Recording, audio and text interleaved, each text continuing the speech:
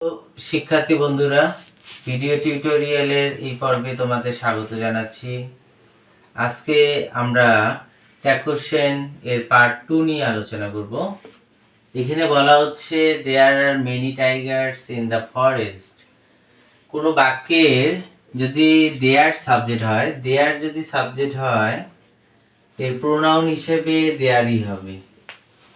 যদি কোনো সেন্টেন্সের ওয়ান যদি সাবজেক্ট হয় এর প্রোনাউন হিসেবে ওয়ান, হি, শি যে কোনো একটা দিলেই হবে।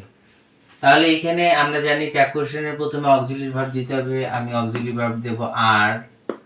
তারপর বাক্যটা হাবোধক, তার জন্য আমাকে সংক্ষিপ্ত নট ব্যবহার করতে হবে। তারপর আমাকে সাবজেক্টের প্রোনাউন দিতে হবে, দেয়ার থাকলে আমি দেয়ারই ব্যবহার করব, দেয়ার। তারপর আমাকে আন্ডারলাইন করতে হবে, প্রশ্নবোধক চিহ্ন দিতে হবে। এইখানে one can help you, one can help you আমরা জানি যে প্রথমে অক্সিলিয়ারি ভার্ব দিতে হবে। আমি অক্সিলিয়ারি ভার্ব দেব ক্যান। বাক্যটা হাবোধক, তার জন্য আমাকে নাবোধক করতে হবে। ক্যান্ট ডবল এন দেওয়া যাবে না। তারপরে যদি সাবজেক্ট যদি ওয়ান হয় ওয়ান দেবো, হি বা সি দুইটার একটা, তিনটার একটা দিলেই হবে। ওয়ান লিখবো, তাহলে আমরা হি লিখতে পারবো বা সি লিখতে পারবো, যে কোনো একটা লিখলেই হবে। তারপরে আমাকে প্রশ্নবোধক চিহ্ন দিতে হবে। The Titanic is a great ship, তাহলে আমাদের প্রথম নিয়ম হচ্ছে অক্সিলিয়ারি ভার্ব দিতে হবে। তারপর বাক্যটা হাবোধক হলে নাবোধক করতে হবে, নাবোধক হলে হাবোধক করতে হবে। তারপর সাবজেক্টের প্রোনাউন ফর্মটা দিতে হবে। তাহলে অক্সিলিয়ারি ভার্ব হিসেবে ইজ আছে, ইজ আমি লিখবো। বাক্যটা হাবোধক, তার জন্য আমাকে নাবোধক করতে হবে। দ্য টাইটানিক, টাইটানিক একটা জাহাজ, কোনো বস্তুর নাম হলে আমাকে ইট দিতে হবে, আমি ইট দেব। আর ইটও দিতে পারি। এই টাইটানিক জাহাজ এটা তো মানুষ ধারণ করে, তার জন্য এটা মা হিসেবে কল্পনা করা হয়, তার জন্য আমরা এখানে সিও দিতে পারি। মা হিসেবে কল্পনা করে আমরা সি ব্যবহার করতে পারি। তাহলে ইজ অ্যান্ড ইট, সি লিখলেই শেষ হবে। তারপরে এখানে অক্সিলিয়ারি ভার্ব হিসেবে ইজ আছে, আমাকে ইজ ব্যবহার করতে হবে। বাক্যটা হাবোধক আছে, তার জন্য আমাকে নাবোধক করতে হবে, সংক্ষিপ্ত নট ব্যবহার করতে হবে। সামওয়ান আছে, সামওয়ান থাকলে কি হবে, দে হবে, দে হবে। কিন্তু এটা একটু ভুলের বিষয় যে আমরা জানি যদি কোনো বাক্যের মধ্যে যদি ওয়ান এবং বডি যদি থাকে, ওয়ান এবং বডি থাকলে আমাকে দে ব্যবহার করতে হবে, প্লুরাল ব্যবহার করতে হবে। আর যদি থিং থাকে, থিং থাকলে আমাকে ইট ব্যবহার করতে হবে।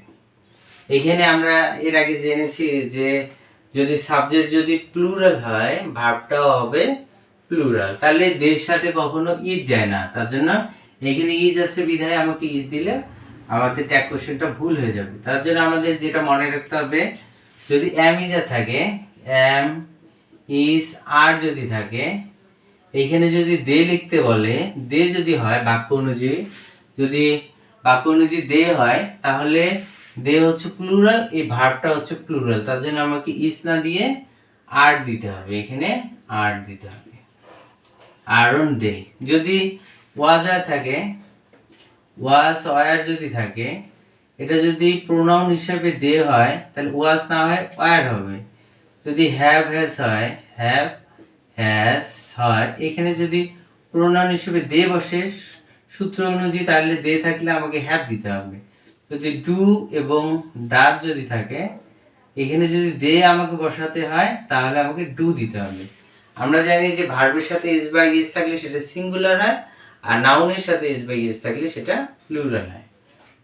এখন এখানে যেমন দেওয়া আছে, তাহলে এটা হবে আরন দে হবে। তাহলে পরেরটা নিয়ম, যদি হ্যাজ আছে তাহলে আমি হ্যাজ লিখবো। বাক্যটা হাবোধক, আমাকে সংক্ষিপ্ত নট ব্যবহার করতে হবে। আমরা যদি ওয়ান যদি বাক্যের মধ্যে থাকে, ওয়ান আর বডি যদি থাকে, কোনো শব্দের সাথে যদি ওয়ান বা বডি যদি থাকে তার প্রোনাউন হিসেবে দে হয়, তার জন্য আমাকে এই এভরি ওয়ানের জন্য আমাকে দে লিখতে হবে, দে লিখতে হবে, আন্ডারলাইন করে প্রশ্নবোধক দিতে হবে। কিন্তু দের সাথে কখনো হ্যাভ যায় না, আমাকে কি দিতে হবে, হ্যাভ দিতে হবে, তার জন্য আমাকে এখানে হ্যাভ দিতে হবে। তারপরে এখানে ওয়াজ আছে, অক্সিলিয়ারি ভার্ব হিসেবে আমি ওয়াজ নেব। বাক্যটা হাবোধক, তার জন্য আমাকে সংক্ষিপ্ত নট দিতে হবে। আর সাম বডি, এই যে বডি থাকলে আমাকে কি দিতে হবে, দে দিতে হবে, দে লিখবো। কিন্তু দের সাথে ওয়াজ যায় না, আমাকে কি দিতে হবে, ওয়ারেন্ট দে দিতে হবে, আন্ডারলাইন করতে হবে, প্রশ্নবোধক চিহ্ন দিতে হবে। এখানে হি হার্ডলি সাপোর্টেড হিজ ফ্যামিলি, আমরা জানি কোনো বাক্যের মধ্যে যদি অক্সিলারি ভার্ব না থাকে তাহলে আমাকে ডু ডাজ ডিড নিতে হয়। ভার্ব 1 থাকলে আমাকে ডুড নিতে হবে, ভার্ব 2 থাকলে আমাকে ডিড নিতে হবে, ভার্বের সাথে এস বাই এস থাকলে আমাকে ডাজ নিতে হবে। আমরা দেখলাম যে এখানে ভার্ব 2 আছে, ভার্ব 2 থাকলে আমাকে কি নিতে হবে, ভার্ব 2 থাকলে আমাকে ডিড নিতে হবে, আমাকে ডিড নিতে হবে, ভার্ব 2 থাকলে আমি ডিড নেব। বাক্যটা হাবোধক, কিন্তু এটা হচ্ছে একটা নাবোধক শব্দ, মানে এটা হচ্ছে নেগেটিভ ওয়ার্ড আছে, কিছু কিছু নেগেটিভ ওয়ার্ড, যেমন এখানে হার্ডলি, স্কার্সলি, স্কার্সলি, তারপরে বেয়ারলি, সেলডম,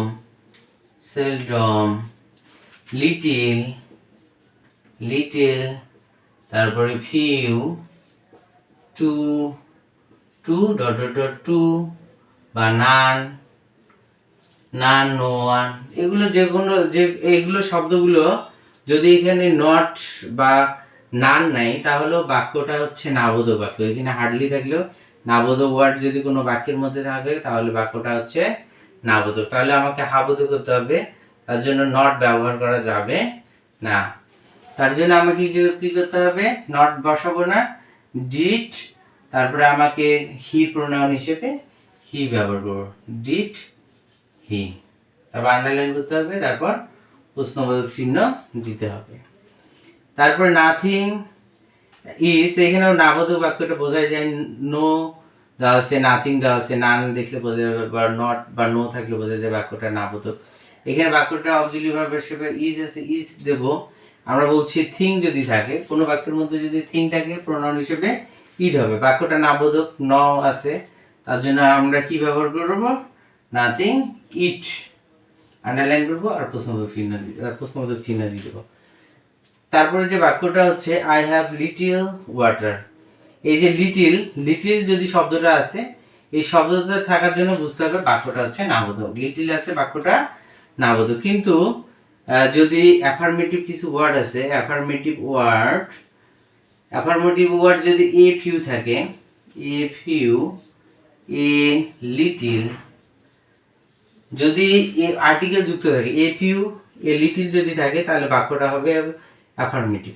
শুধু এখানে আর্টিকেল যুক্ত নাই, তার জন্য বাক্যটা হচ্ছে নাবোধক। তাহলে আমাকে হ্যাভ আছে, হ্যাভ দিতে হবে, বাক্যটা হচ্ছে নাবোধক, তার জন্য হাবোধক করতে হবে, আমাকে নট দেওয়া যাবে না, আই আছে, আমাকে আই ব্যবহার করতে হবে।